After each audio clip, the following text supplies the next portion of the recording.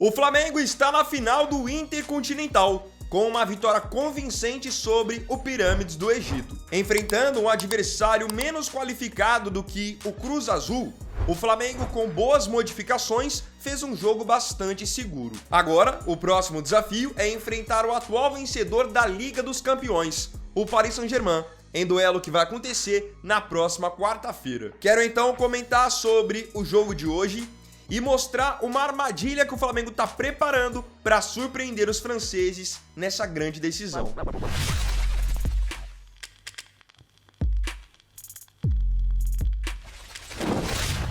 Objetivo concluído. O Flamengo faz um ano de 2025 surreal, algo que vai ficar marcado na história, porque é uma temporada em que o Flamengo basicamente ganha tudo o que disputa. Até então, atual campeão carioca, da Supercopa do Brasil, da Copa Libertadores e do Campeonato Brasileiro. E que poderia sim, se tivesse passado do Atlético Mineiro, brigar ainda pelo título da Copa do Brasil. Enfim, o Flamengo agora está no Intercontinental e está fazendo bonito.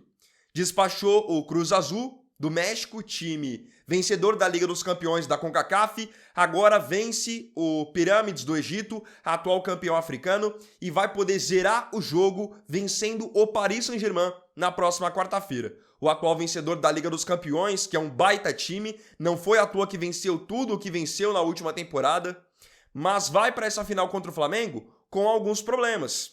Podem acabar não entrando com força total, tem um time que tem vários jogadores importantes lesionados, então isso pode sim acabar favorecendo a equipe do Felipe Luiz. Mas, me apegando mais ao jogo de hoje, vimos um Flamengo trabalhando muito mais a bola do que contra o Cruz Azul, até porque o Cruz Azul era um time melhor do que é o Pirâmides, e também tentava ganhar mais os duelos, se impunha mais fisicamente do que o Pirâmides hoje. Então o Flá conseguiu ter uma atuação muito mais segura. Venceu por 2-0 com gols de Léo Pereira e Danilo, num jogo que poderia ter sido até mais, porque Everton Cebolinha teve chance, Bruno Henrique teve chance, Pedro, Arrascaeta. O Flamengo conseguiu criar para ter um placar ainda mais elástico.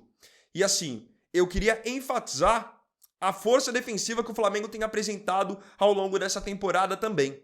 O Flamengo é um time que é difícil ceder oportunidades para os seus rivais e consegue por muitas vezes salvar até mesmo o Rossi de fazer uma defesa no limite. Danilo, que hoje foi escalado como titular, tem feito isso, Léo Pereira tem feito isso, Léo Ortiz, quando joga, tem feito isso. Então, às vezes, o Flamengo não chega nem a ceder a finalização para o seu adversário. E, em alguns casos, quando o adversário finaliza, com o Rossi em ótima fase, ele ainda salva o Mengão. Boas modificações. Quem acompanhou o meu vídeo logo após o jogo do Flamengo contra o Cruz Azul, viu que eu tinha feito uma crítica ao treinador Felipe Luiz quanto a uma escolha dele no time titular. Contra o Cruz Azul, o Felipe tinha escalado o Samuel Lino entre os titulares. E para mim essa escolha dele não fazia sentido. Porque o Samuel Lino é um jogador que, na minha opinião, desde que chegou ao Flamengo, ainda não convenceu. Ele, para ser sincero, nunca foi um protagonista ao longo da carreira. No Atlético de Madrid, por exemplo, ele sempre foi coadjuvante. E no Flamengo, esperava-se que pelo valor investido nele, ele fosse dar um retorno mais rápido e também maior. Mas isso por enquanto não aconteceu. Então já tem um bom tempo que eu tô falando aqui no canal que o Everton Cebolinha tem que ser titular nesse time do Flamengo. Porque é um cara que pra mim tem mais perfil de decidir um jogo do que o Samuel Lino. E ele vem numa sequência boa nessas últimas semanas. Vindo de bons jogos contra Sport, contra Bragantino, contra Palmeiras. E se futebol é momento, você fazer essa modificação num jogo decisivo pode acabar te ajudando a ter uma classificação. E hoje eu achei que essa mudança foi certeira, porque o Felipe saca o Samuel Lino do time titular e promove a entrada do Everton, que principalmente no primeiro tempo vai muito bem, ganhando jogadas do mano a mano, finalizando algumas jogadas com perigo, abrindo espaço para o Arrascaeta, abrindo espaço para o Plata. Então essa modificação eu gostei bastante. Mas não foi a única que o Felipe Luiz havia promovido. Ele também mudou na defesa um dos zagueiros, tirando o Léo Ortiz e colocando o Danilo. Mudança que no fim se mostrou um acerto, porque o Danilo fez um jogo muito seguro. Saiu jogando bem e ainda fez o segundo gol, de novo de cabeça, da mesma maneira que já tinha feito na final da Libertadores. Então, um cara que vem num momento também de muita confiança, isso faz a diferença. Tanto quanto a qualidade do jogador, ele tá com confiança, ajuda muito. e além de ter promovido a entrada do Danilo e a entrada do Everton Cebolinha, aí o Felipe Luiz surpreendeu ainda mais colocando o Plata como titular na vaga do Bruno Henrique. Essa mudança eu particularmente não faria, porque você colocando o Plata como jogador de referência, eu acho que você por muitas vezes fica sem presença de área. Porque o Plata, naturalmente, por não ser um centroavante, não ser um 9, ele sai muito da área para tentar ajudar a armar jogo. Então vai caindo pelas pontas e por muitas vezes o Flamengo jogava bolas para dentro da área e não tinha ninguém fechando para tentar brigar com os zagueiros do Pirâmides, principalmente no primeiro tempo. E aí já é uma característica que o Bruno Henrique tem. O Bruno não é um 9 de ofício, mas é um cara que tem mais presença de área.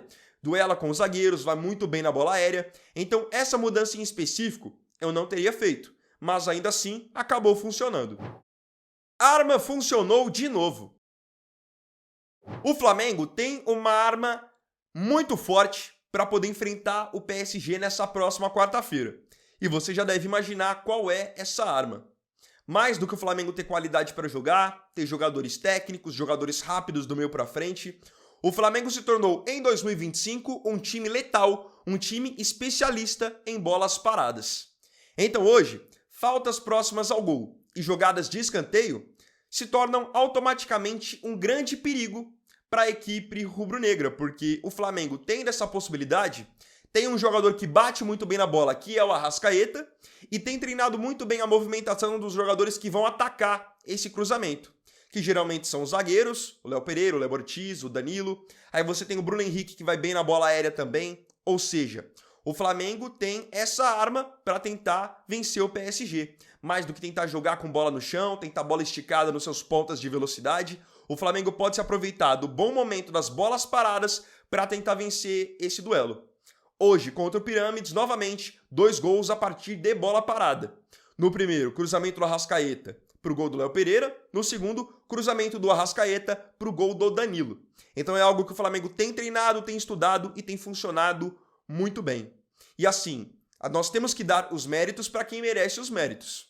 O Flamengo acabou evoluindo muito nessa questão da bola aérea, desde que o Rodrigo Caio, aquele mesmo que era zagueiro do Flamengo, entrou na comissão técnica do Felipe Luiz. O Rodrigo foi jogador do Flamengo há alguns anos, vocês devem se lembrar, ele fez parte do Flamengo de 2019. Depois ele conviveu com mais algumas lesões e em 2024 estava jogando no Grêmio. Só que por lá teve poucas chances, foi uma passagem frustrante. E no fim das contas, ele deixou o imortal e resolveu se aposentar até precocemente. Então, desde maio desse ano, o Rodrigo está integrando a comissão do Felipe Luiz e se tornou o responsável por cuidar das bolas paradas do Flamengo, tanto ofensivas quanto defensivas. E assim, desde que ele assumiu essa responsabilidade, o Flamengo tem tomado menos gols de jogadas de bola parada e evoluiu muito na bola aérea ofensiva. Tanto que podem ver que ao longo da temporada Léo Pereira fez muitos gols, Danilo fez muitos gols, Léo Ortiz fez muitos gols. Então são mais 2 gols importantes para a conta hoje sobre o Pirâmides. E já tinha tido gol importantíssimo também na final da Libertadores contra o Palmeiras, que também é um outro cruzamento do Arrascaeta e o Danilo acaba marcando o gol. Então isso aqui pode ser uma estratégia interessante para o Flamengo tentar explorar no jogo contra o PSG na quarta-feira. O Rodrigo Caio, que é responsável por estudar as fragilidades dos adversários, pode acabar encontrando o mapa da mina. Então esse aqui foi um vídeo falando mais sobre o lado do Flamengo. E quando for segunda-feira, aí sim eu vou trazer um vídeo me aprofundando mais na final e falando também sobre o que a gente pode esperar do PSG, quem do PSG vem de fato para o jogo, quem é desfalque, e aí eu trago mais análise sobre essa final de maneira completa.